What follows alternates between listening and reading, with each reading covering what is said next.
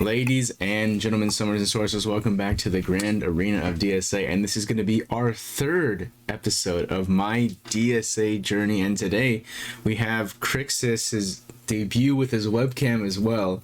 So Kricxus, give us a little intro. Tell us about, the whole Kricxus idea and theme, because I don't think everyone knows the whole theme about it. Well, my name is Kricxus. I'm the Discord owner of the Coliseum. My name comes from Spartacus, the show from Blood and Sands. I like the whole Roman aspect, the whole arena with the Disney Sorcery Arena and the actual fighting in arena, so it kind of matches up. But that's my theme, and my catchphrase is thank you for stepping into the arena, and I'm glad to be stepping into this chat with Dragon Slayer today. I love that. I love the whole Roman theme. I even looked it up too, because I was like, where the heck does Kricxus actually come from? And he's a gladiator, if I'm correct with my research, and it's so cool to see that, and it fits perfectly with Disney Sorcery Arena PvP type of stuff, and your server and everything. That's so super cool. But I guess just starting into it, when and why did you start playing DSA, and how did you hear about it? So I got two kids. I love them to death, and I'm always watching Disney Channel with them or Disney Plus. And there was a behind the scenes thing, and they actually showed Disney Sorcery Arena behind the scenes and how it got developed and everything.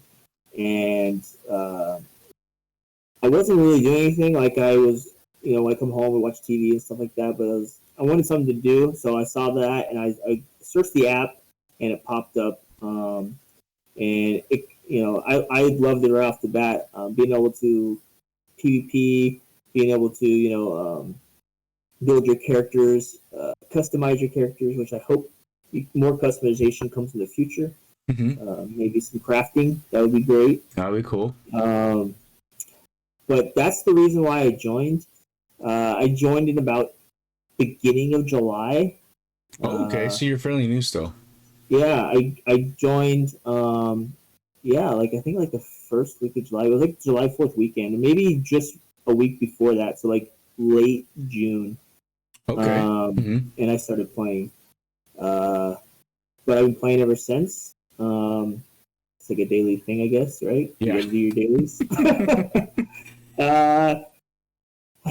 I'm looking forward to what my DSA journey is, and I'm pretty sure Dragon Slayer is gonna, talk about everything. So, We'll definitely go through that, and I'm surprised that you started late June or early July, because I started about 6 weeks before you, but you came in a pretty crazy time, because I think right when you joined it was around the Baymax event, or when Big Hero 6 just dropped. So you came at a pretty freaking good time when Frozen, I think, was going in second pass, and you had Baymax and Gizmo, and there's all these characters that had just dropped. So you came during a very crazy but awesome time into the game, which is awesome. Yeah, I think Frozen and Baymax, that event, the second time that it came around, well, the first time Baymax was out, I had only been playing for about a month. So it was pretty cool. I was Baymax, and my son, he's really into, obviously, Legos. Yeah. He's really into, video games, and he's into Big Hero 6. We probably watch that, at least once a month, sometimes more. So I thought it was pretty cool.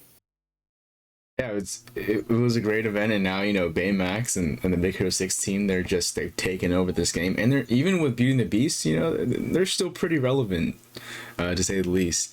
But what were your first thoughts on DSA when you started playing it? The first, obviously the intro needs to be some rework. The tutorial, I get the whole tutorial, but I did not like the tutorial, but I gave it an extra chance. But then as I started going through the campaigns, and the campaigns at lower levels are actually decently challenging. Especially when you don't have the characters, you don't have the gear, and it's a little bit misleading too. because you think that, oh, I can upgrade. I just hit the upgrade button, and then all of my guys are upgraded. Then you get to a point where you're like, oh wait, I should have upgraded. I should have been more efficient in what I was doing. You didn't realize that until you got to like almost mid game, right? Yeah. So like yeah. As soon as I realized that, I was like, oh, okay, this is what I'm supposed to do. Because this is like my first big game. Besides, I used to play Clash of Clans like Clash of Clans like 8-9 years ago. When it first started, I played pretty heavily in that. But that was the only mobile game I ever played. But yeah, after mid game, I started watching videos. So I saw, at first one of the first streams was my Juice Box. Shout out to my Juice. Cozy Gamer. I started watching his streams, and then I was like, okay, this is what in game looks like, and I started progressing for that. I mean, that's really good insight, for the newer players, because I mean, I definitely fell into the same category where I was like, I'm gonna upgrade everything and everyone, and it wasn't. And I look at my roster now, and the characters I use in early game, for instance, you can all see them. They're like all level 35, level 40, and they haven't moved since then, basically. And it just puts in perspective, like, yeah, maybe you should only upgrade like those select few characters. Now, I think you're talking about the campaigns too. Like for sure, like Villain's campaign, that's even a struggle for me to get 3 stars and everything, just because the Villain's roster isn't the strongest right now, and I don't have Zerg, for instance, at a high level, high star level, high capacity. So I mean, if I focus on them, I could probably get it done. But I totally understand what you're trying to say. Like the campaigns can be misleading and trying to get you just to upgrade everything, but that's also a loose money grab for sure. Yeah, trying to get you to go. Absolutely money grab. The Villains campaigns is a little lopsided, right? Like you're saying, they give you characters that are heroes. And then when you get to the higher end villains, you're like, I guess I gotta wait till I get a 4K deck villains team before I can actually progress. There was one point, I think I was at like 60 something, and I hadn't even finished the campaign yet. The villains one? Because I didn't have a tank, and I had to like force more up just so I could finish the campaign. I don't even have more unlocked. I never really focused on the source tournament because, like, I guess when I was progressing, it kept on changing. So, like, the person you farmed, like, in source tournament kept on changing. So I was like, oh, I kind of got to switch. I was like, I'm going to get some more and I just never got to him, unfortunately. Yeah. But I understand that feeling. Yeah, and now he's kind of fallen off quite a bit, so. Oh, yeah, there's, like, only maybe for, like, you said, like, a tank, maybe. But you have, like, Chunk as well. So there's other options now. Chunk's decent. I just when I first started playing, I think it was like July. Like everyone's like, Mordu's the best tank, and then there's Kristoff. Yes. Right, Kristoff and Mordu. I was like, okay, I'm gonna get Mordu because he's cool looking. He knows big berries. It reminded me of like Guardian Druids and like World of Warcraft. So I was like, yeah, that's really cool. And yeah. And I come to find out once I got to late game, I was like, Mordu. No one uses that. Very rarely will I see people use like a Mordu, and I see Kristoff less and less nowadays too. So that's a game changer as well. Well, you loving PvP and the arena and stuff, what was the first solid team that you made for PvP and tournament and the like? Surprisingly, my first PvP was actually the Big Hero 6 team. Okay, that's a good team. It was like when Baymax dropped, he was the day one. He was I had unlocked like Go-Go day one, and I think Honey Lemon. And then I milked the event till the last day, and then I was able to, and then I unlocked Baymax at 7 stars the last day. So day 10 of the event. So that just a little. If people are trying to be like a chubby dolphin, or like try not to spend as much money on events, milk the event till the last day. If you know you're going to get the character no matter what the first go around, milk it to the last day, and you'll save significant amount of money because you would have already farmed a ton of the shards. You might not have this, the thing the day one, but you're going to be able to save quite a bit of money on that. And usually there's like double drops too, so it's like the Yep. most advantageous time to really farm those legendary teams. So that, I mean, that's a great tip. But you definitely got a really good starting PvP team with that Big Hero 6 for Yeah. sure. You definitely I lucked think it out. was like 40, 50 or something like that, and I had like a 4K deck team at like level 50 or something like that. That's And not bad. just That's really crushing good. 60s. Oh yeah. Sky fan was talking about it too. He's like he hopped on Big Hero 6 like right away, and he was probably beating teams that were like 1K or 1.5K, higher than him, and he just was Yep. crushing them with that team because that team is all about speed. That team's Yeah, all I about think speed. so. Yeah, and then I also unlocked. So it was like the same time because it was like Maui event. It was the Mhm. Gizmo Duck event. Maui, Gizmo, and Big Hero 6 all got released like the exact same time almost. It was like within a week Yeah. or two of each other. So I had grabbed Maui and Moana and Gizmo Duck. So I was like, oh, Gizmo Duck's gonna be the best. There was like a week where Duck was the best tank in the game, Yeah. right? You're like, oh, Mhm. Gizmo Duck's the greatest. So I like power leveled Gizmo Duck, and then the next week Baymax was out, and I was like, Yeah. He shined for like he had his 1 week of shining. That's about it. yeah, he's still a great tank. Oh yeah, no, he's still good for It's just sure. like Maui um and Baymax are just significantly Better. they offer more support support. Yeah, So, that's true. So what has changed since you started playing DSA? the biggest changes, Mhm. obviously, the new tier, right? The Yes. raids. Hmm. I didn't know that even mobile games had raids until like all Uh, of a sudden they like, hey, raids, mhm. So I was like, oh, okay. What are they? Uh, what are they, right? And then I would like go see videos of like really sketchy, low frame rate, Star Wars Galaxy Yeah. videos. And I'm Hmm. like, oh, hopefully it's better than that. um, yeah, and so I was kind of excited. Coming from background, strategy myself in prior games. I was pretty excited on seeing that. The whole like I was at like 55, and Hmm. then I was like super excited. Like I'm almost gonna be 60. Cool, I'll be max level. And then they're like, poof, here's a 70. new 10 levels. And I was like,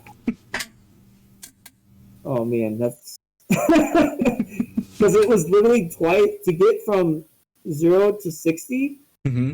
It takes the same amount of time almost to get from 60 to 70. Yeah. You're literally just doubling your time. Hmm. So that was a little, disheartening for newer players like myself. True. That's a lot of change in that short period of time. Like I think I just hit level 69 yesterday.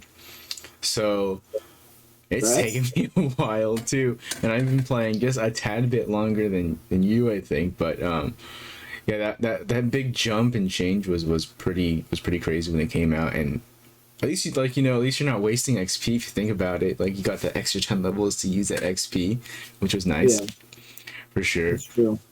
But I know you're talking about like with Swag and stuff because like I started playing Swag like 6 7 weeks ago, at least the time it's recording, and yeah, like the graphically DSA is like it's a different It's a way level. It's a superior. Yeah. different level. I will say that for sure.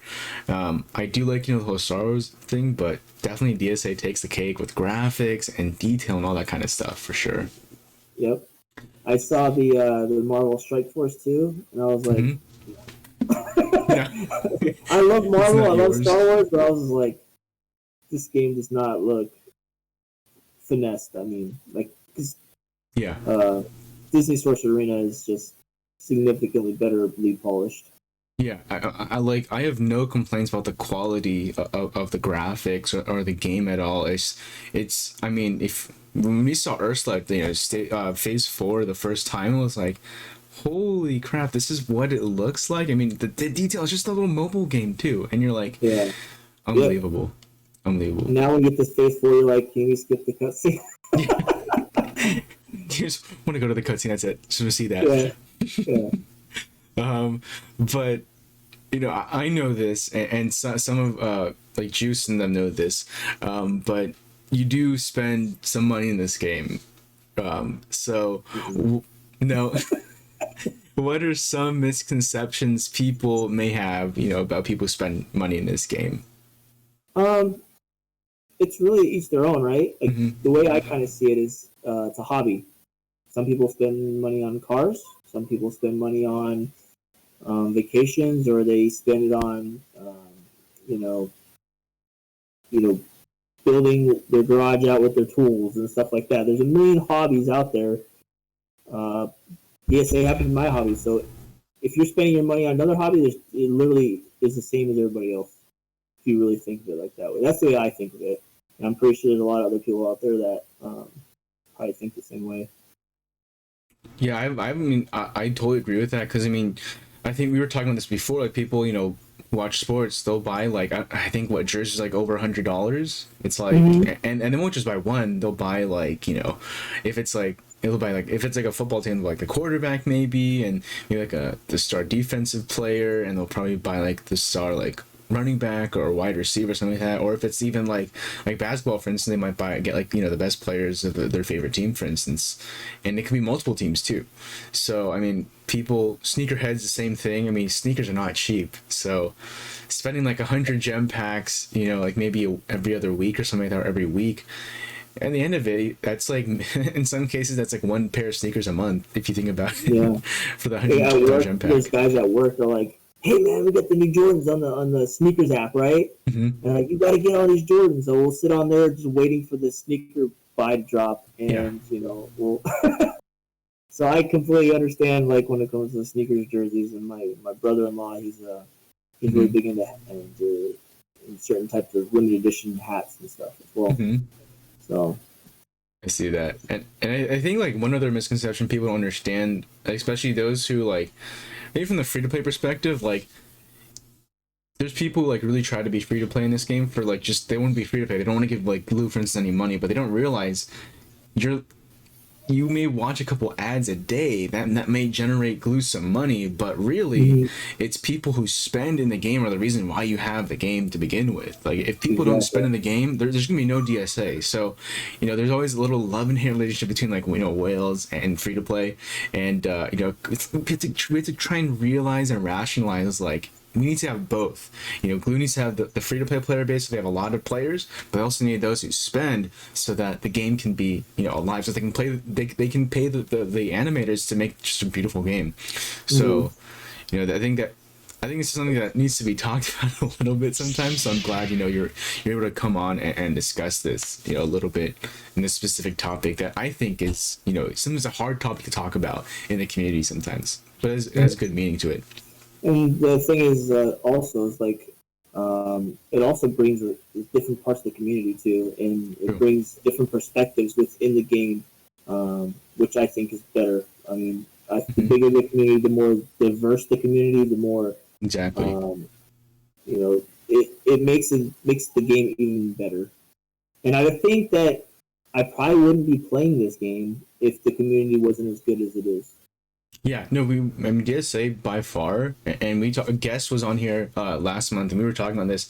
DSA has such a solid and great community. It's super helpful, and you know, I don't know exactly how it compares to Swaga, for instance, because I started playing Swaga, but like I'm so lost in the community because the game's been around for so long. But like I mean, people are helpful. Don't get me wrong, but I don't. I just feel like it's not as tight knit as a DSA community, for instance. So we're really blessed, you know, that the official DSA server is pretty good, I would say. You know, getting people together, but then like, you know, all the different servers out there. There's a Forbidden Death server.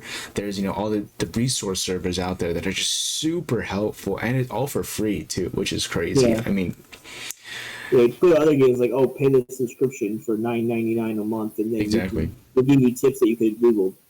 exactly, and it's crazy how fortunate we are, and hopefully it stays that way too, because Yeah. I don't want it to change. But I mean, with all these servers, tell us a little bit about your server specifically. You really go in depth about a certain tournament coming up soon. Okay.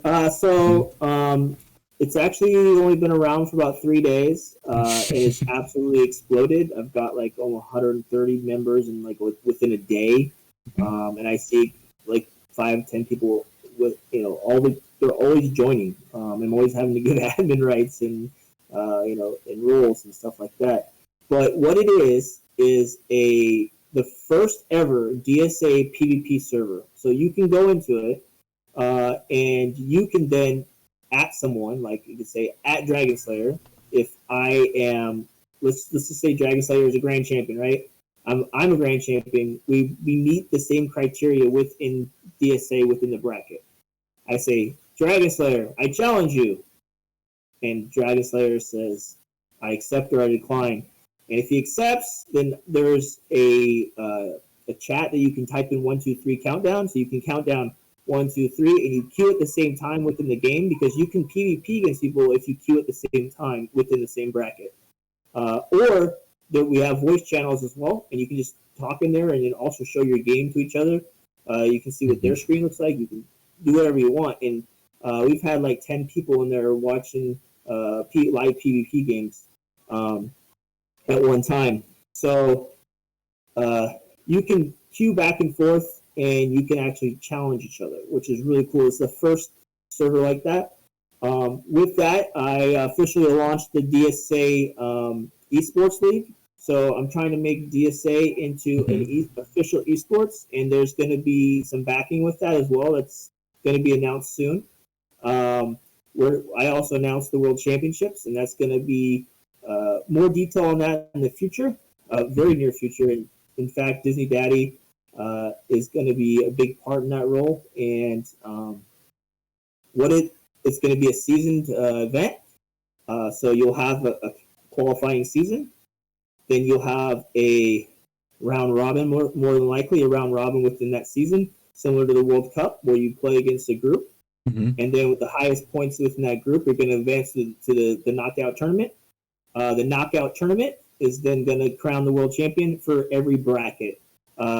So the more people you play, the more people that play, the more chances of and the more fun we're going to have within the tournament. In every single bracket, no matter what level within the DSA, you have a chance to become world champion within your bracket.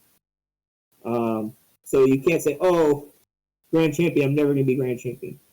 Well, we've thought of that, and we want to give everybody, based on their gameplay and style, the chance to be the best in their category. And with that, there's going to be some prizes. There's going to be gifted gems to the winners. Let's just put it that way. And it's not a little amount of gems, by the way. And there's going to be additional bragging rights. And within my Discord, you're going to be able to get custom things where if you win or you place within the tournament, you're going to have a different badge. Also, you can have the ability to, with in-game, to change your name, and the community will recognize you as the world champion. I did not realize how in-depth and expansive you're trying to make this, and I think that's freaking awesome.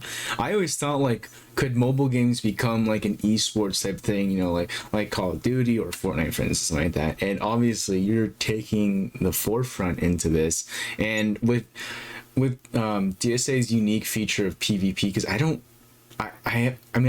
played like Swaga, for instance, but there's no like direct like PvP mode like this. At least I don't that I've encountered yet, because I'm not like maxed out yet, so I don't know if there's a certain level I have to reach to do that. But I think this is freaking awesome. Because you can do so many things with PvP in that sense. For me personally, like, I'm not the biggest PvP person, but I mean, like, tournament wise, like, I'm competitive that way, so I will go into a tournament, and if I lose in the first round, I don't care. At least I gave it my shot.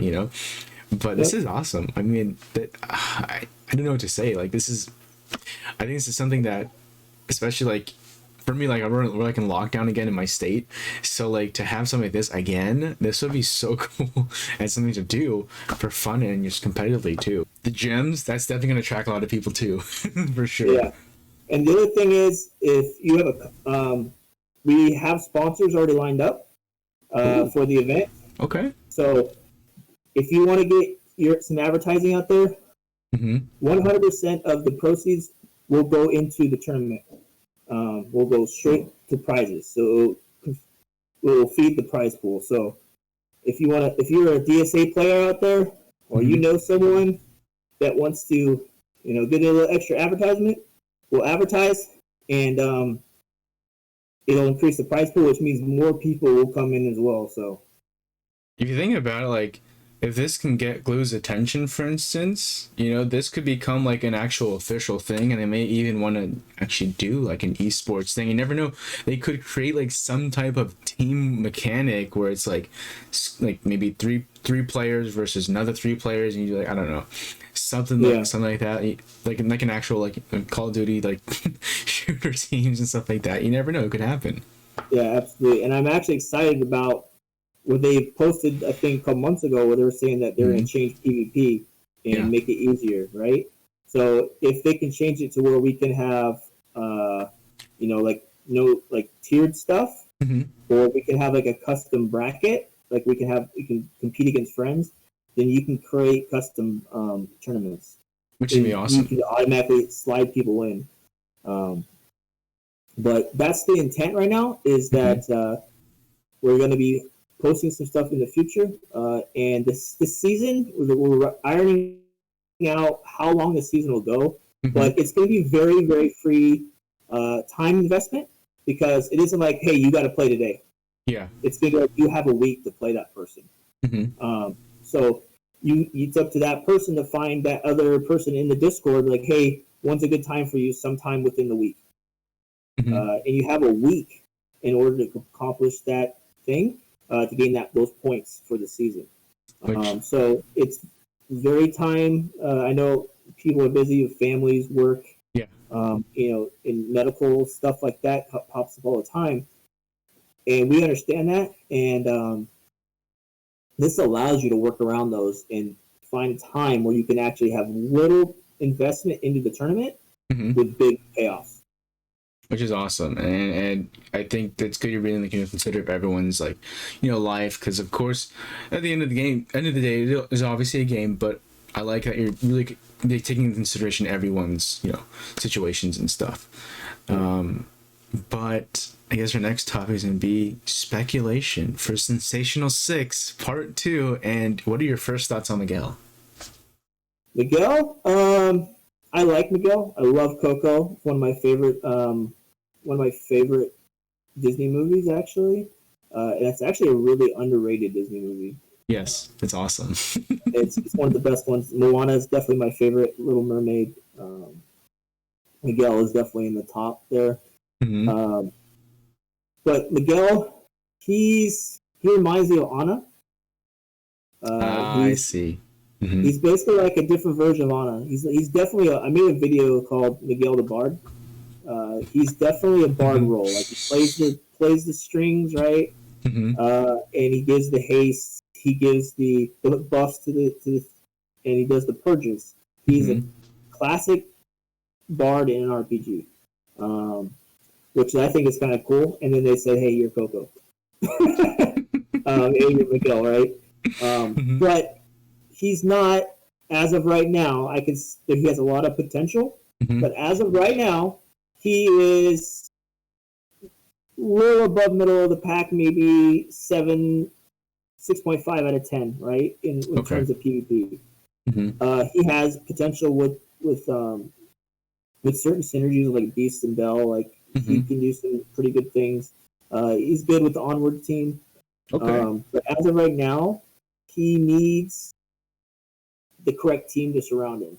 I see. Um, he's not fast enough, and as you know, it's a speed meta. However, the speed meta is starting to go down Hmm. with Beast, right? You don't want to speed because you're going to get your turn taken, and then Yeah. Beast is going to go in and hit you for 12k. Um, or more, right? Yeah. Or if he's enraged and you thought you have a full health meter and then you try to boost, and then he just jumps on you and just kills you.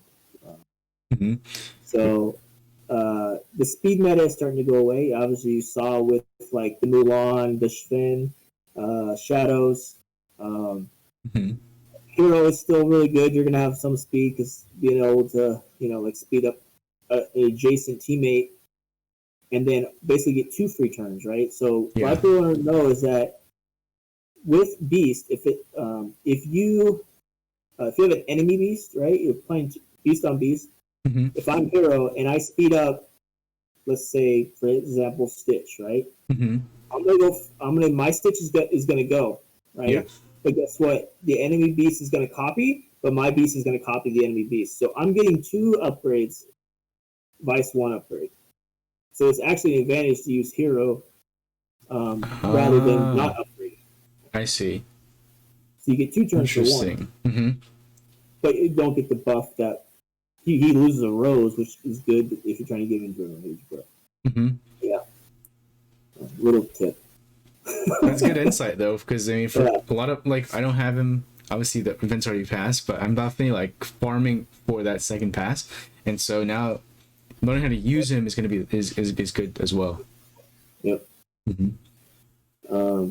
But for speculation, I mean, back to Miguel, he's good. Hmm. He needs the correct team to surround him. He needs the correct group of guys and gals. I think like they'll probably eventually bring in the family, but that's not Mm-hmm. official, of course. Um, and what are your thoughts for S6? I think it's going to be similar to um, what Miguel's going to be in. Hmm. I don't. I mean, Donald Duck's pretty good in PvP. If he gets enraged, he can really just wreck your team in one hit. But he's easy to control. You just silence him or stun him, and he's slow. Hmm. Uh, but if you don't keep an eye on him, he can do some damage. I think the Sensational Six is going to be with like there. You're going to have Sensational Six, EH6, Beast. So that will be like the declining meta, and then somewhere depending on what these teams come out with the mythicals, with the Coco players, we'll see where we're slot the Coco team. Right now, the Coco team is more of a club conquest Hmm. and a raid. He's great in raids because he heals. He speeds up. Yeah. He can purge. So yeah, like I've never used Beast, you know, by myself. I've faced a couple like on my friends list. They have you can face your defensive team stuff like that. So I faced a couple, but they were 7 stars, but they're maybe like geared tier 5 or 6, and their abilities weren't maxed out, and the stones weren't high out stones yet. So I don't have the greatest perspective on how that works, on how effective Beast can be. So I mean, I think you have a pretty maxed out one. So give us some insight, like on specifically Beast. Yeah, my beast is pretty maxed out. I'm just missing, I think, 2 on his roar, which I really don't like to use his roar. I think it's overrated. Mm, I okay. like to just get into damage mode and just Hmm. let my Baymax or other tank absorb all the hits. Um, but Beast, he's not that great until he is maxed abilities are pretty much where they need to be. To Hmm. include Bell's auto.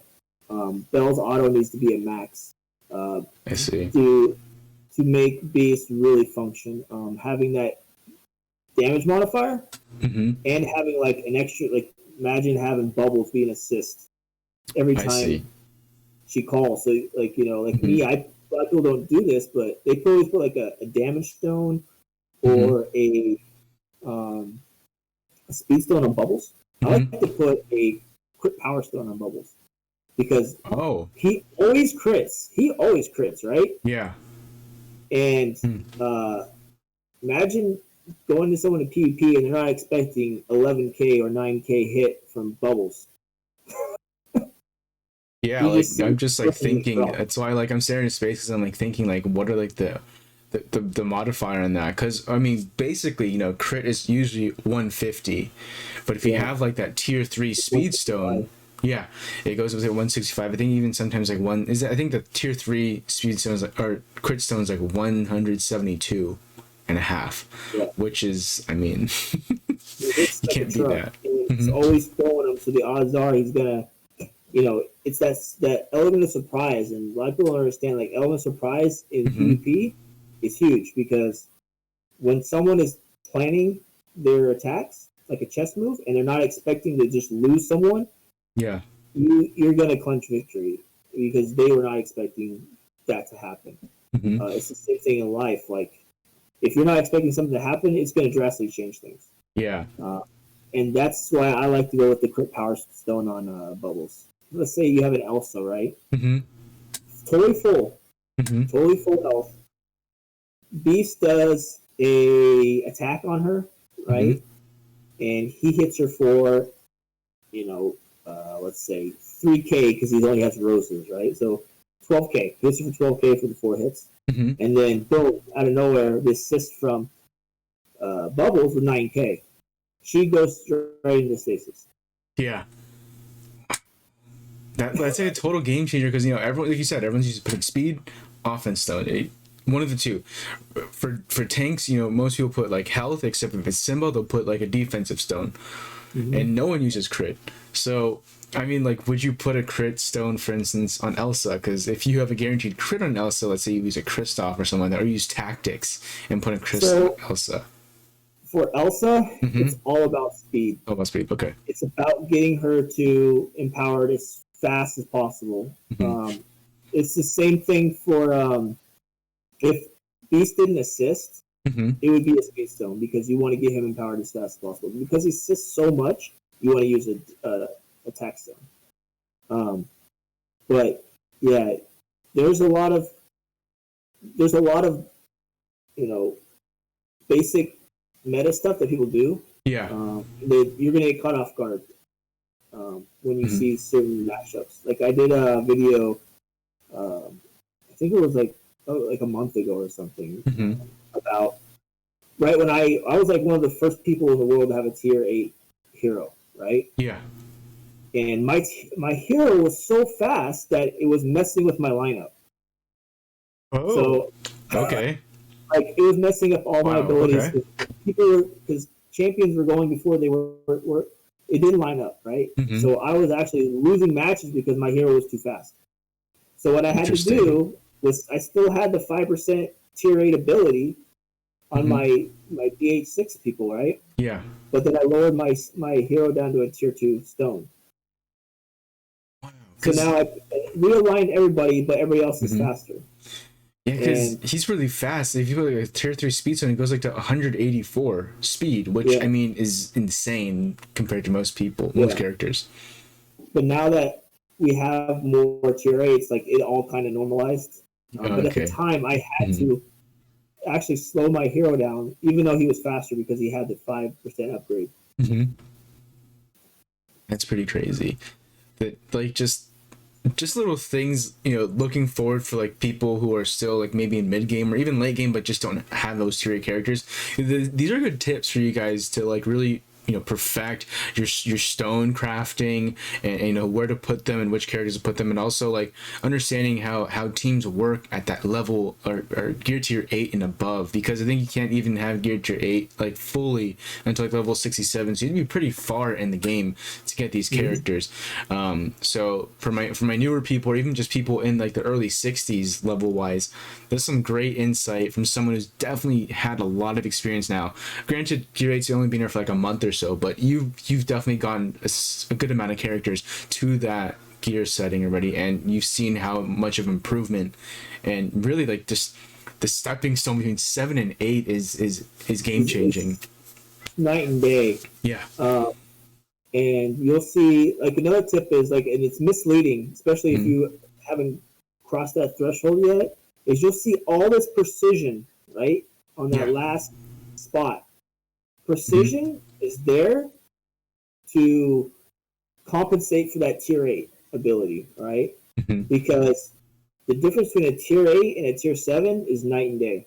It's It's completely insane. night and day. And its way of when you get because usually those are the last two because they're so material invested. Those are like the last ones you usually upgrade. I try to do those ones first because it might be a Hmm. tier 7, but he's really like a tier 7.75 Yeah. because he has the two biggest upgrades first. Um, so a lot of people, you'll see that big differentiate between the two tiers, Hmm. but that precision and that evasion Hmm. is really the big game players, um, and that's what really separates the tier 8 and the tier 7.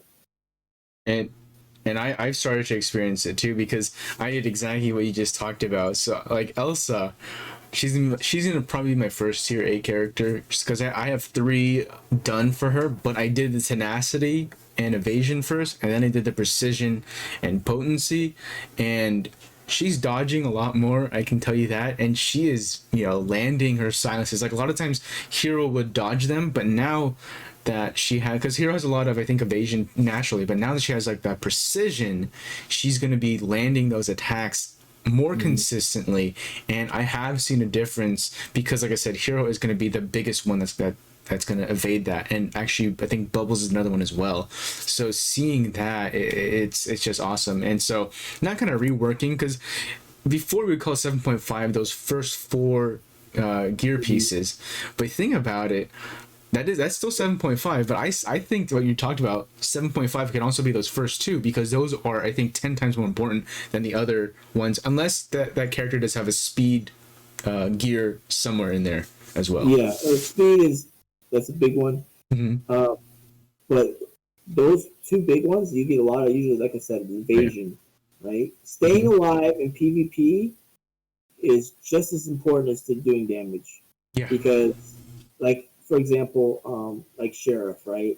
Hmm. Great, he's definitely like A plus, potentially S tier character right now because he's Oh, just yeah. so annoying, right? He's broken. However, if you get a hold of him, Hmm. same thing with Gogo tier 8, just like move one, oh, half your team's health is gone, Yeah. right? And if you have a tier 7, you're going down like a quarter health. If you have a tier 7 against a Yeah. tier 8, yeah, you're Hmm. going down. You're almost getting one shot on the first move. And I mean, I've experienced that because in my tournament there was like this one guy, and he had like the Little Mermaid trio. They were all tier 8, and I was like, okay, tier 8, I'm concerned that first attack with Triton's special or something like that, my entire team, because I think it was an AoE attack, maybe it was an adjacent attack, but I've never seen my Kristoff and my Elsa get just Just go like to. a So quarter. he used Hmm. Royal Rage on you. Yeah, The one that's the three attacks. yeah, and Yeah. my team just went, and I was like, well, I haven't experienced this since I was like mid game or something like that, where there's a big, differential. So I was like, Yeah. yeah, it's no joke, guys. Definitely want to look forward to that. And I don't know, do you have any like other tips in terms of farming for Gear 8, possibly? Raids is a lot of the farming, right?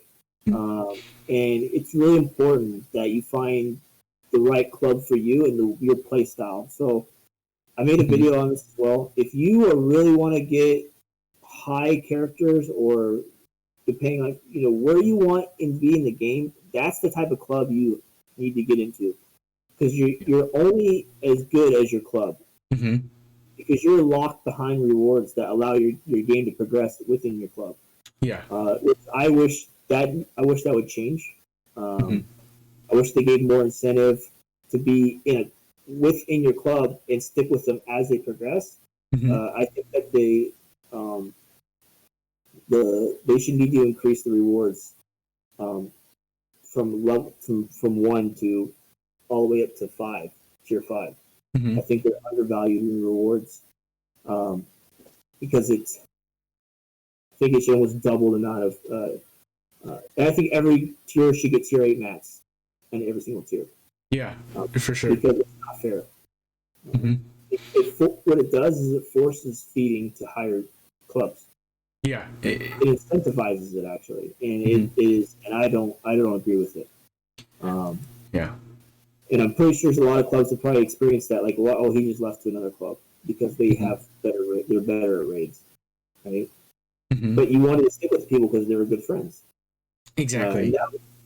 That was one of the only negative community thing that I've seen that I wish Blue should have put more thought into. Mm-hmm. Because it really disenfranchised a large portion of their player base. Um, yeah, but a few other tips. Back to Sheriff Mm-hmm. and Gogo, right? Mm-hmm. If you can get a hold of them, kill them. Just go all in. Just take them out. Because as soon as one of them dies, you're Mm-hmm. gonna win. And That's good. they're Mm-hmm. glass cannons. They're 100% glass cannons. Mm-hmm. Um, Elsa has like 40% something tenacity at tier 8, right? Yeah. Uh, she is like this ticking time bomb. Mm-hmm. Right? You have a little bit of time, but with Mm-hmm. the passive nerf, you can't stop that ticking time bomb anymore, right? Before Yeah. you could hit her, and she could use one spirit the entire match. Yeah. You can just split controller. Can't do that Mm-hmm. anymore. So she's a slow ticking time bomb. As soon as you see her get to 3, you need to switch to Elsa. Like, you need to get to Elsa really quick if they have Mm-hmm. not used show. If they use show yourself like early, Mm-hmm. whatever. Yeah, you can get rid of her. Yeah. Unless you're at under, unless you're like a tier below Mm-hmm. her, Yeah. it's not really going to be a big deal. But if Gogo and Sheriff, as soon as you get a chance to get an opening on them, take it, and then you'll win like 100%. Mm-hmm. Unless there's like a Gogo and a Sheriff on the same team, then you're gonna Good competition for that one for sure. gotta figure it out. Mm-hmm. But yeah, that'd be that's the tip I would give. Yeah, I totally agree with that because someone who's been an adamant Elsa user for a long time, and I still am, and probably will for a little longer at least, where she's still useful. I was so happy with the passive because I was like, no one can stop me now. No one can stop me now. Basically, as long as I can get my tank to be get his taunt out, and Elsa's pretty good at that point. And like at gear 7.5, I have her right now. And she's freaking awesome. I love it. You can definitely tell why they changed the passive nerf is because of Beast. Because because right now you silence Beast, he still loses a rose, right? He still get into empowered. He can still be empowered. Yeah. They had to do that because in order to push the Beast out, or he'd be like this weird mechanic where you can like stop him before he gets empowered. Yeah. Which is kind of not his story architecture, right? Yeah. I don't like I don't like it at all because I like the chess move. I like to control the board. I like hey, no, you're not going in this place. I'm going to hold this, and you got to do something else to counter it. So I do like the silence meta to an extent, but I do like the damage meta that we're going to. Yes. Right now, the silence meta is going down, and the damage meta is coming back. So how much damage can you do to stop your opponent? Which is I like that turn of events. But I mean, just like to backtrack a little bit about like the raids talk too, with the rewards. There's definitely a big jump because we used to do like my club used to do tier 4 over and over again, and now we just started doing heroics, and we're gonna probably do our next heroic today, which is I think our 4th run. And I mean the rewards have been awesome at heroic, but maybe a little bump as well, even heroics, you could always want a little more, but I did see that negative side as well with the whole club hopping and stuff, and people were hopping and hopping and hopping, and I think people are still trying to hop and stuff like that, but our club, man, it actually made us lose our collective had 8 clubs. We now only have 6 because basically our leaders basically wanted to ensure that people weren't getting poached, and so we just kind of rearranged some of the players, those who had the rosters and really wanted to do heroics got put into one club, and it just became a little disaster for about a day or two, but now that's it's over with and you walk past it. But for instance, like in Swaga, how and the raids, how they work there is it's obviously which tier you do, but also how much actual production you do in the raid. So those who do more production get more rewards, and those who don't do as much production anymore don't get as much rewards. And actually, I see it more like in my like my club in Swaga, for instance.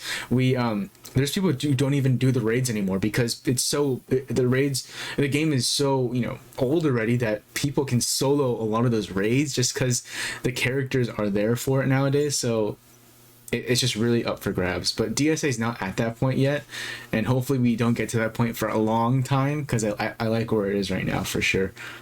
So I would agree and disagree with you on that. Mm-hmm.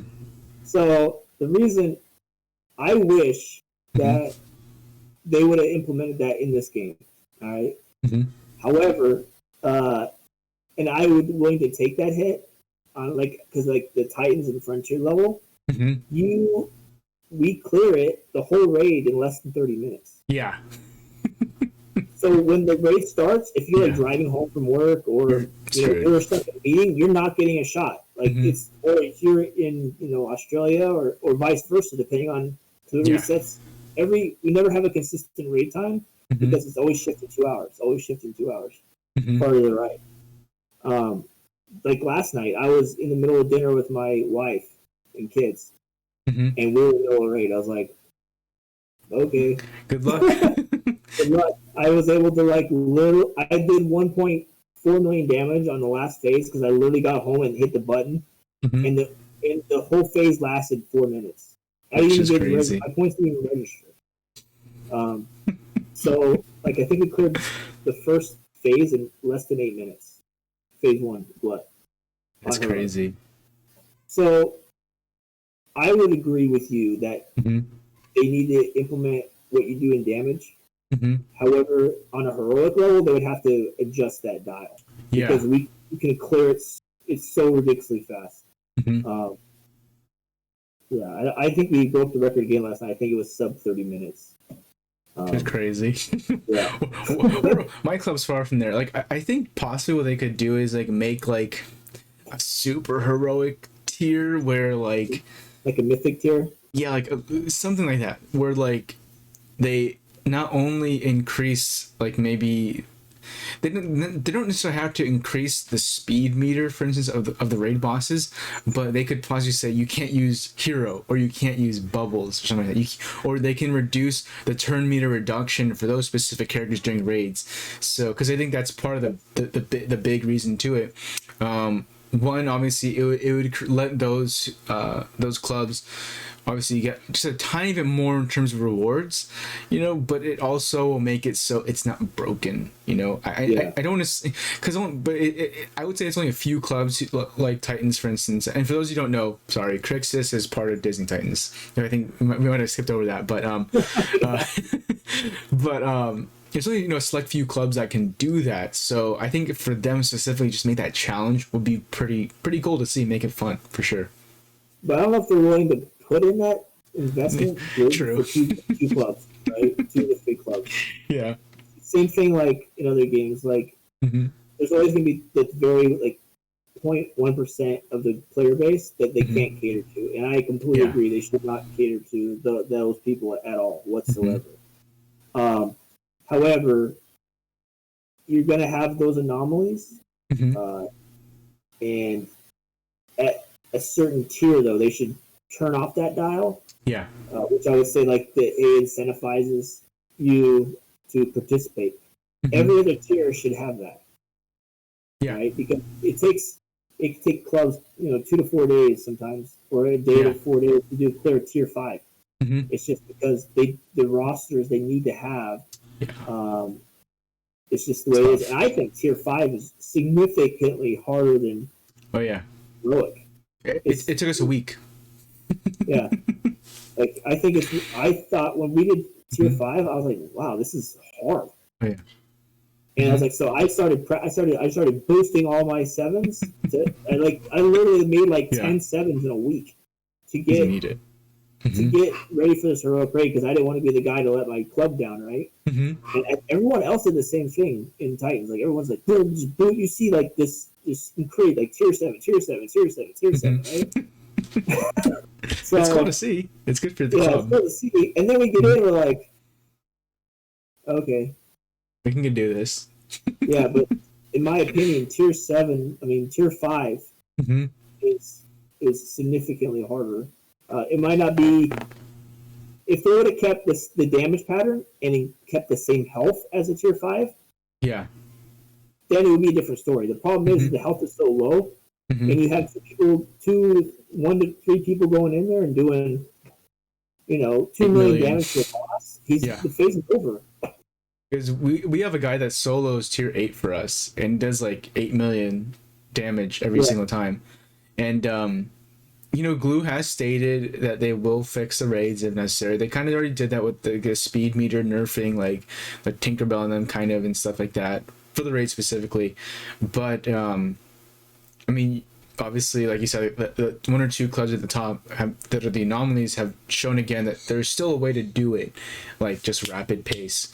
And I guess that 2 day cooldown makes sense because of that, because thinking about it, if you're doing, you could literally do this like every day, a raid like yeah, this, and there would even be a bigger gap, I would think, because then a lot of people in those clubs would obviously have tier 8 and above stuff. But with that 2 day countdown, like for us, we're like, oh, yeah. agonizing pain for those 2 days. But yeah, I can see why I they would even, implemented it. I would even agree with increasing the daily cooldown to even Really? higher. Yeah, Okay. because I think the game should be so. Obviously, there's a free to play and a pay to play, right? Hmm. However, I still want the community to be as close as possible, skill wise, Yeah. and not based on a wallet size, right? Hmm. It should be what can you do strategically, and I think that if people might get mad, but I think that there should be like maybe even a 3 day cooldown, Hmm. and then you know reduce the health on the other tiers Hmm. to allow them to get back into a cycle to catch up. Because here's the I thing: see. 3 months from now, we're gonna have tier 9, Yeah, unfortunately. and in Hmm. 3 months, you might have some people might only have 2 to 3 tier 8s. Yeah. While you're gonna have people with our rosters are gonna be all tier Tier 8s, 8. Yeah. Hmm. right? Or half a roster of tier 8s. Exactly. Um, and so you're creating this divide even further. Hmm. Um, and I think they need to squash the divide sooner rather than later. I totally agree with that for sure. Because it's. You mean you're seeing it already, Yeah, and I think in our club there's a couple people of tier 8s, and they're significant spenders for sure, but you know I can totally see where you're coming from, and to keep just I think for the community's sake, mm-hmm. that would be a good decision to make because I didn't think about that. In all honesty, I didn't think about it. I just thought, for those who can, they can, and for those who can't, they can't. Unfortunately, but for like I said, community's sake, that is something that I think should be brought up more into the community because, like I said, I didn't think about that, and I'm glad you brought it up. Hmm. Yeah. I really want the community to be as close as possible, and you're just Hmm. it's the gap. It's gonna literally just go farther. Like Yeah. it's gonna skyrocket like a stock market. It's just it needs to be fixed, in my opinion. Hmm. And I guess another thing that could be divided is missile tokens and like the seasonal packs that are coming around. What we've seen so far is that this first one, the Beauty and the Beast, hasn't been that crazy. I would say Glue definitely learned their lesson from spooky packs and haunted packs because there's no more energy. It's just I think some gold, and a couple character tokens and some talismans. So, give me your insight and your speculation of what the next couple weeks will be because it looks like it's going to be a week to week change of what those packs are going to be. So, what are your thoughts on them so far? Missile tokens, they're not as good as, and I don't think there's ever going to be anything as good as spooky tokens, right? Hmm. Spooky packs. Hmm. Someone did something they weren't supposed to do, and that's why it got pulled back quickly. Yeah. For the people that were incentivized, they were able to like go from like 60 to 70 within like a couple hours. Back when the climb was real, right? Yeah. Hmm. And that was the biggest value for the incentive, the amount of investment that you could do to the game at Hmm. the time. Most tokens, they actually aren't bad in my opinion. I think they're pretty well balanced. Hmm. Because you get a lot of gold. Yeah, you do get a Um, lot of gold. I do think so. I think that what they could do, in my opinion, is so like there's like a beast token in there, right? Yeah. And then there's like a Hmm. little chair from the dog, right, in there. Hmm. I've gotten the beast token. It was like I don't think it's a 3% chance. I've gotten it 4 times already. So it's definitely not a 3% chance. And I've only Yeah. opened like 5 packs. Hmm. So um, is for pack based stuff like that, like for like Hmm. those seasonal packs, get rid of pull it out if you have already gotten that item. Yes, I would like that. I would appreciate that for sure. Yeah. Hmm. Wouldn't agree with that if you're like buying like character tokens, right? Yeah. That's just Hmm. what you're paying for, so you're gonna get those extra tokens you can use to buy Steamboat Mickey or items. Hmm. But when it comes to those seasonal packs, you don't want to spend, three. I think you spend 300 gems and you get like a pack, right? A day, you get 3 of them. I think like 300 gems gets you like 3 packs, if I'm correct, Yeah, which isn't yeah. too bad. So imagine spending 300 gems Yeah. and then you get Mickey tokens. Like, okay, Okay. thanks. But I mean, I guess like for those who don't, have those characters maxed out, it is a little boost though, for sure. Yeah. It can be like those two tokens, that can, because sometimes, for instance, if let's say you're farming Cogsworth, if you buy 100 gem pack, and then you get maybe one or two Sure. drops, it's like, well, if I at least buy 300 and I get, let's just say, like I strike out, I get 3 out of 3 for those character tokens. That's not a bad deal, I would say, especially if it's like a Bell, for instance, or even like a Cogsworth, something like Yeah. that. Oh yeah, that value. What I'm saying is like you actually get like the talisman, Yeah, the like the beast talismans. talismans. Like Yeah, I've gotten the beast talisman 4 times. yeah. Like it's supposed to be a 3% drop. It's not. It's not a 3%. It's the or I'm just extremely lucky, which I doubt it. Because for me, I'm a talisman hunter, and I Yeah. that's my weakness. So I opened like, I think it opened like 3 or 4. Then I got the beast, but then it, like, I think my 20th time I got the dog. So I was like, oh my gosh, like I Oh was wow. like, this sucks. But it's on a case by case basis, of course. Yeah. Exactly. Because like with, Uh, with haunted packs, for instance, when I had all the talismans from the haunted mansion and like Oogie's costume, oh man, like the amount of like double talismans I was getting was just ridiculous. Because I mean, it was all talismans, for instance, but I mean, I was gonna get the same freaking talismans over and over again, and like the gold to spent ratio was off. It was not yeah. equal. Hmm. Yeah.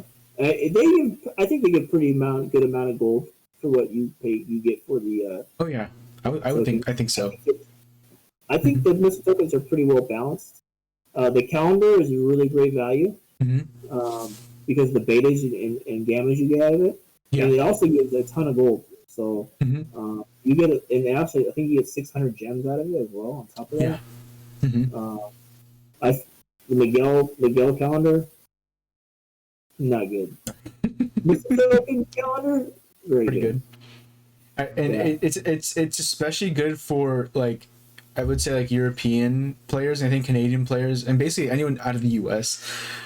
Because like I didn't realize this until a couple of days, like probably a week or two ago, but we have like really good Tapjoy offers in the U.S. But you yeah, go out the U.S., it you can don't have be, it. yeah, either you don't have it or they're really bad. Yeah, And I know people were like taking the risk, like I'm using a VPN, and like I'm pretty sure they could. yeah, it's not good. It's, I mean, you might get away with it, but if they catch you, you are probably gonna be either banned from using Tapjoy or banned from the game. So Yeah, I would be cautious about that for sure. Don't do that as like, your first idea to do it. yeah. But And yeah. people, if you think that you're going to something that might be against terms of service, I definitely advise everyone to read the terms of service on it because it tells Yes. you the rules. Hmm. And if you think that it's not covered in there, it doesn't mean that it's not covered, because they have a catch-all in there as well. Mm-hmm. It's the best thing to do is just put in a little ticket, like, hey, is this okay? And they usually answer within like 45 minutes. Mm-hmm. They'll come back, hey, I would not advise, because you can compromise your account and your account can be blocked. They might not directly say, hey, this is 100% bannable, but they'll say, hey, suspicious activity is bannable. Yeah. Which is, read between the lines, are telling you that it's not, you can't do that. Mm-hmm. So there's times where you can literally just ask them, hey, is this legit? It's just better. And the good thing is, if you ask those questions and something happens, you have some type of litigation to say, hey, I asked these questions and you told me, come on, you know. But at the end of the day, it's Blue's game. They have the right to ban anybody for literally anything. Yeah. So, and don't put yourself in a position to do that. Exactly. But I mean, overall, the holiday packs looking decent. Yeah.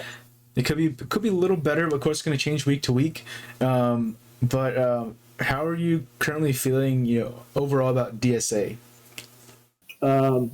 This is one of the best games I've ever played. I know it's kind of weird saying that about a mobile game, and it's like, you know, Disney, like, okay, it's you know, like, it's a child franchise.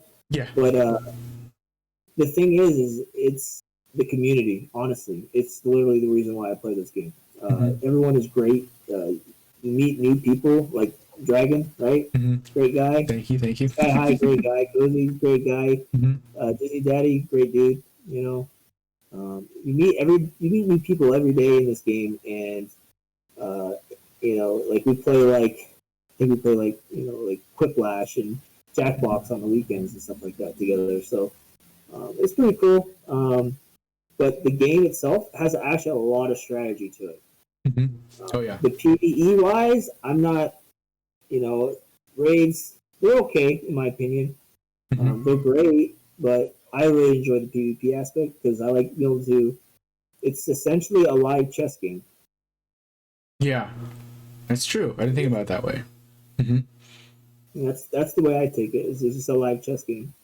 And the thing is that there's a million different combinations of what you could do, and being able to adjust within the little slider.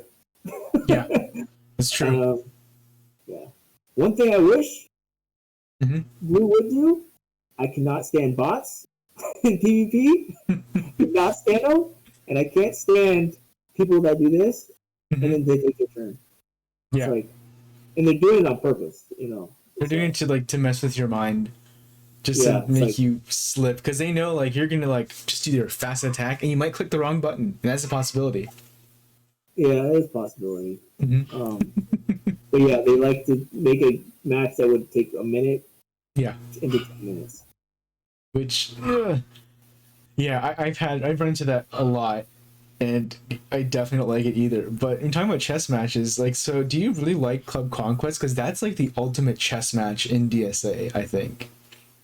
So before I got into Titans, it was fun. Like, I was actually in Up. I was one of the officers in Up, and I was basically the Club Conquest guy.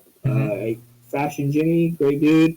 You know, we had Click, great dude.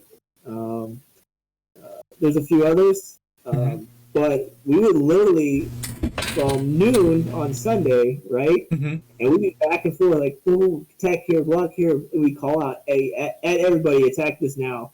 And there'd be times where it literally came down to seconds to take a base. Like we were at one attack, they were at one attack, and we were mid attack. Which that I loved it, but it also ate up a lot of your time, right? Oh yeah. And then I came into Titans because of the raids, right? There's no way to progress without the raids. But I still love Up. Great group of people. You know, I still talk to them every day. But when you're locked in the top three, you know, like Tomorrowland, it's like Frontierland and the Titans. Like, okay, we already know what, because of the roster sizes, what the place you're gonna get. So, it's like, it is what it is. Yeah, okay, I'll do a couple attacks. Yep, good. Because then it's gonna be. It's always like, are you guys usually fighting for first or We're second? always second. You're We always always finish second. second. It really comes down to, like, there's such a disparity between first, second, and third in terms of roster sizes. Yeah. And the fact that Frontierland and Tomorrowland are in the same collective. Yeah. It's. So you have to only battle Tomorrowland. Like, you can't fight the other one, because then you're gonna get third. Swamped. Yeah. Mm-hmm.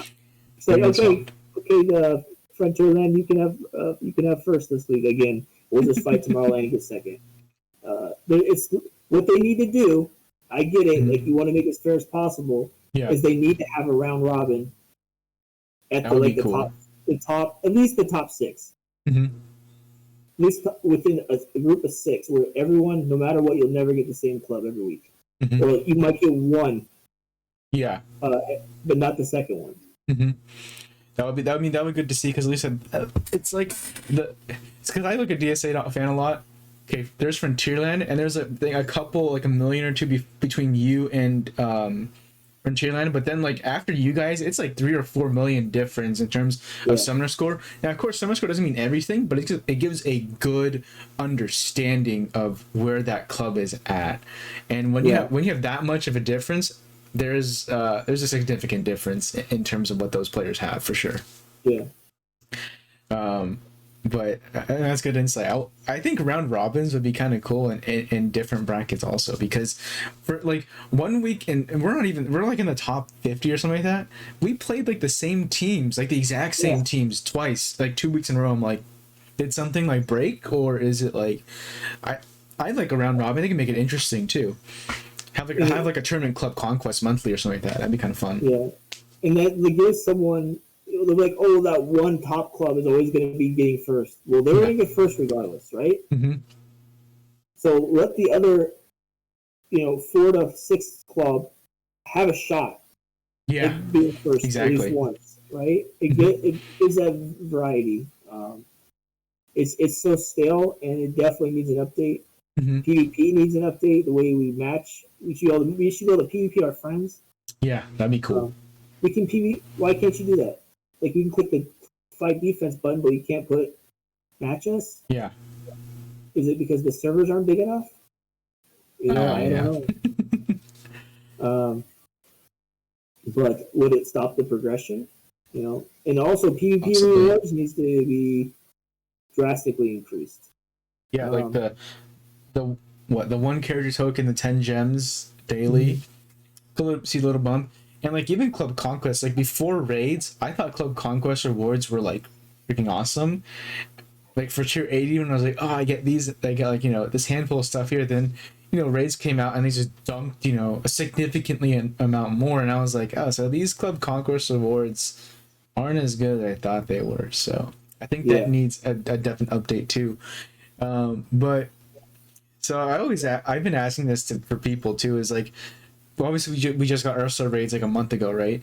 But I have 2 questions for you, basically. When should our next raid be, and what theme would you like that raid to be, or what theme do you think that raid's going to be? So there's my want, mm-hmm. and then what the community needs and the game needs, right?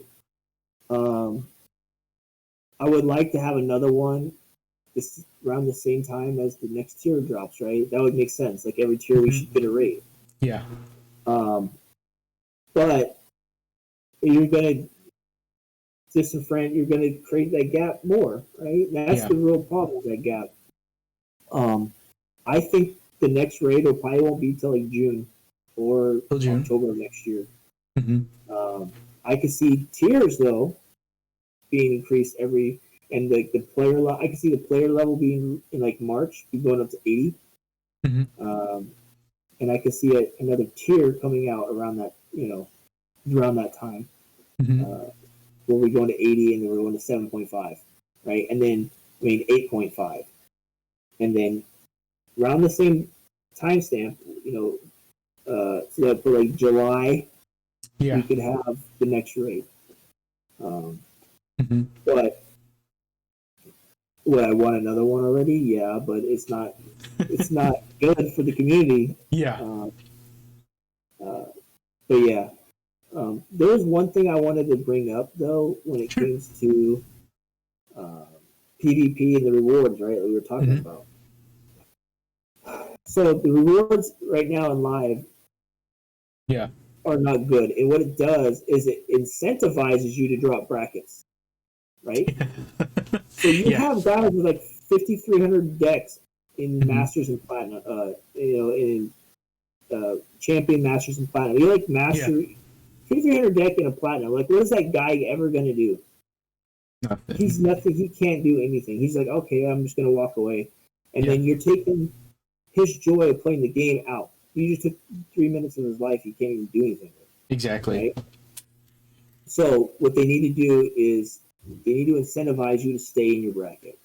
Mm-hmm. And that's one thing that I'm going to announce within the PvP, my PvP Mm-hmm. tournament, is that you're always going to see people try to drop down to get rewards, right? Mm-hmm. There's going to be incentives to the reason why you want to stay within your higher bracket, and it's Awards. more rewards, right? Mm-hmm. If you should be in a grand champion bracket, you're Mm-hmm. going to want to be in a grand champion bracket. You're not going to want to be in, and you're going to get called out why you're a 5,300 deck and you're playing in Masters. Yeah. Not yeah. So there's Mm-hmm. good. Those are some of the rules that we're going to be discussing, and then the incentives to stay within, because no one's going to want to climb 1,000 spots, Oh yeah. right? 1,000 points to play in a tournament. But if the incentives are good enough, right, Mm-hmm. then you would climb. And hopefully, if Blue is watching, and they see this, that hopefully they take this like, hey, we need to fix this issue. Yeah. Because PvP is probably one of the biggest things they have in the game, Oh yeah. but Mm-hmm. it's also the most neglected thing. Mm-hmm. I totally agree with It's that. called Sorcerer's Arena. It's literally in your title of what Mm-hmm. you do. That's the one thing that they need to focus on. They got the raids perfect. They got like the PvE aspect right. Yeah. Let's focus on PvP. It's still a great system, but there's actually some minor tweaks that they literally just adjust the dial a little bit, Mm-hmm. and it's nothing groundbreaking they need to do. Yeah. Instead of give us a Steamboat Mickey event that lasted 4 days, that Mm-hmm. was cool by the way. They could have fixed what needed to get fixed. Yeah. They could have. But now we got the Frozen event, right? Mm-hmm. So, but yeah, that's my thing with the rewards that need to get changed, and some of the things I'm doing in the community aspect to Mm-hmm. help to incentivize to not drop brackets.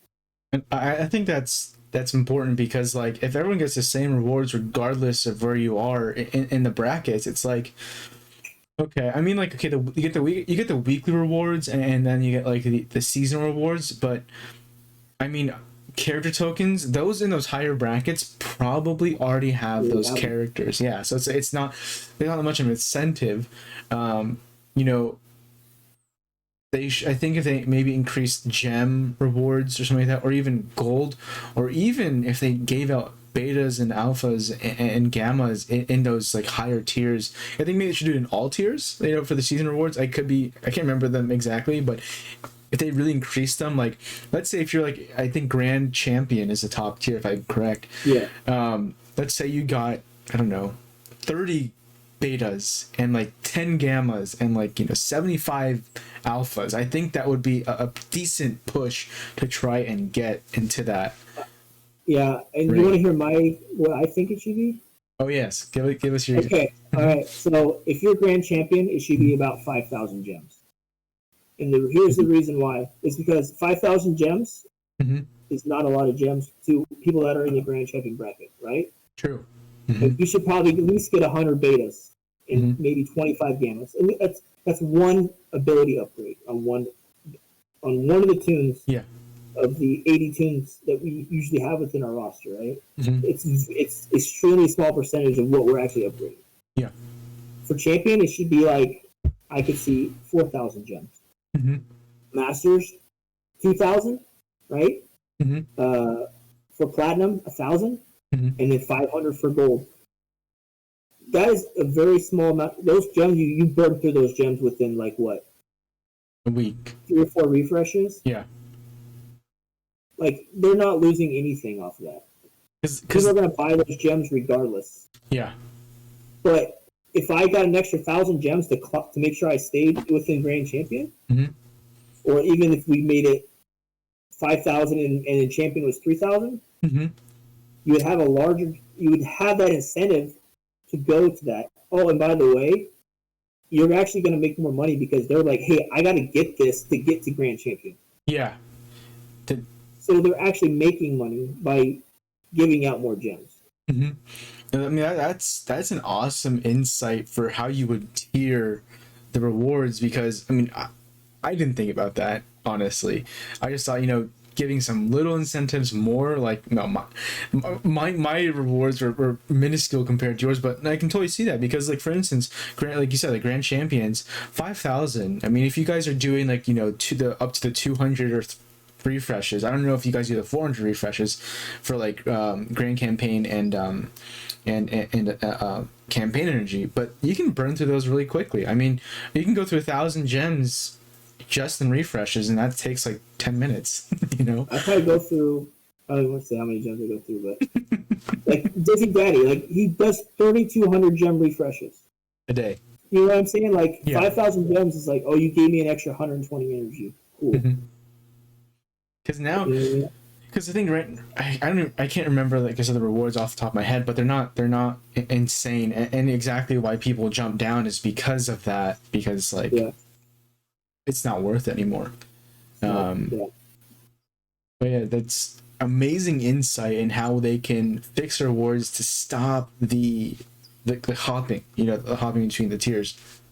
I guess our last topic is going to be, what are some tips and advice that you can give to brand new DSA players, especially those who are probably coming into 2021, because it's right around the corner. So we've had about 9 months in the game now. So what can you say for those people looking out for the game? They're brand new. I love the question. If I was in those shoes when I first started, and knowing what I know now, and I know we're about to get a bunch of new players because Christmas is coming around. You'll have a large influx, right, during the holidays. So we're going to get a big, large push in players within the community. One thing is, don't use your resources. Hold on to them as long as you can if you're free to play. All right, don't. Oh, I got Sully, right? He's so good. He does a roar. Cool. I need to get him up to tier 3 or tier 4, and then you find out that you probably should have gotten like Fred, like Fred or Fred. You should have gotten Fred. The thing is don't be misleaded to get those iconic Disney characters like Aladdin, Mickey, all those ones. Don't do that. There's free to play and then there's smart free to play, right? True. You're gonna have to get BH6 anyways. Get Hero. First character you need to focus on. Fred, Go-Go. All those 5 you're gonna need to get out of that big Hero 6 event. But let's say 2 weeks from now you start playing, or you're playing starting now. By the time you get to, and even if you are free to play, you'll probably be level 30 something by then, right? By the time Big Hero 6 comes back around, or maybe even 40, you're gonna have 5 or 6 star whatever on those characters, and you're gonna get a bunch of character boosts that you would have gotten. Exactly. But if you had started with those, like Aladdin and the Kingdom characters, you're basically starting over. Yeah, it's a struggle. So don't be misleaded. Go. The safest thing to do is straight at the get go is go Big Hero 6. Hold your resources as long as you can, and then find the correct club for what you want to do as soon as possible. 100%. And that's probably my advice I would give a new player. And those are some great tips because, you know, like you said, like in the early game, you can get really sucked into like, oh, Captain Hook, he's an early character too. Or Buzz Lightyear, like, oh, Buzz must be so good, Buzz Lightyear. But in reality, you will never see anyone using them unless possibly on the Club Conquest Tower. That's about it, you know? Yeah. And, yeah, like... I guess like the biggest thing to do is probably Kingdom. That's like the biggest grab is to do Kingdom. Granted, you will need them for Tower 3, but there is that Beauty and the Beast team now too. So you can kind of step away from, you know, the Aladdin and Jasmine that team. You might want to use that big Beauty and the Beast team for that Kingdom, you know, tower, because they are going to be more useful obviously to get Beast. But you know, at the time of this recording, guys, I might have forgotten to say this earlier, but it is December 2020. So if you're watching this, you know, I don't know, 6 months from now or a year from now, you know, this information could be totally irrelevant. But you know, for those of you who are watching this, you know, December or January of 2021, this is really, you know, pertinent information, very up to date, I would say, for what's good out there for those beginning players, for sure. And definitely watch out for those resources, guys, because trust me, once you get like to level 40, the amount of leveling up and resources that you get is just going to go away. I mean, you might have like a good horde at the beginning, but once you get past like that mid game and stuff, it's going to go so fast. And like where my resources go, basically. You have anything else to add, Kricxus? Just if you want to participate in the World Championship, it is an open tournament. Anyone can play. If you think, you know, even no matter if you're in the best club in the world, it doesn't matter, because you could be in. Doesn't matter. It's based on your skill and the characters you have specifically. So you could go in there and just absolutely dominate, right, and be a dark horse and just take over the whole tournament. And anyone that thinks that they can do it is completely free to play. It is, you can come in there and take very little time investment involved, and the rewards are going to be significant. You know, imagine being a free-to-play player in a platinum bracket, and then you win a ton of gems, and you didn't put any investment into it. You know, this is what I'm trying to build. I'm trying to build a PvP community. I'm trying to build the esports league. And like I said, if there are people that would like to invest in the tournament, hit me up on Discord, and we'll definitely advertise your company. And 100% of what is invested into the tournament is going to the prize pool. Period. That's awesome, and I'm excited to see how that all pans out. Because obviously we don't have that aspect in the game, so to have it like, you know, by the community, not like, you know, a third party, but really by the community itself, is just I can't wait to see how it develops. And yeah, that I think, guys, that pretty much wraps it up for us. And Kricxus's Discord is going to be down below, so if you want to enter that, you know, the tournament and just have some fun with those people, just go down there. And his YouTube channel is also going to be down there as well. And you don't have Twitch, if I'm correct, right? No Twitch yet. I set it up today. Okay, so we're gonna put that in there as well. Don't worry. It's gonna be in there. It's gonna be in there as well. Definitely give him a follow. Check out his stream whenever. Do you have a stream schedule set up already, or is that kind of in the works? So I'm maybe more of like once or twice a week. I'm not gonna have like a dedicated thing. I'm just gonna send an invite like, hey, I'm gonna stream tomorrow. Because even though I have an extremely busy schedule, but I still like the community aspect. So I'm not in it for the streaming. I'm in it for the community. Period. That's awesome, and you know, just make sure you have your notifications on, because I guarantee you, the tips that he gave you guys and his ideas are going to be on those streams. So definitely, you know, give it a follow, give it a check out, because it's going to be, you know, another fantastic content creator in the making over here. So really happy about that. But anyways, guys, like I said, it's December 2020, so happy holidays, guys. I hope you guys enjoyed this segment of my DSA journey featuring Kricxus. And Kricxus, do you have any last words for anyone out there? Well, my name is Kricxus, and thank you for stepping into the arena. Awesome. I love it. Well, anyways, guys, thank you so much. And you know what to do. Like, subscribe, and like that. And we'll see you guys in the next video. Have a good one, guys.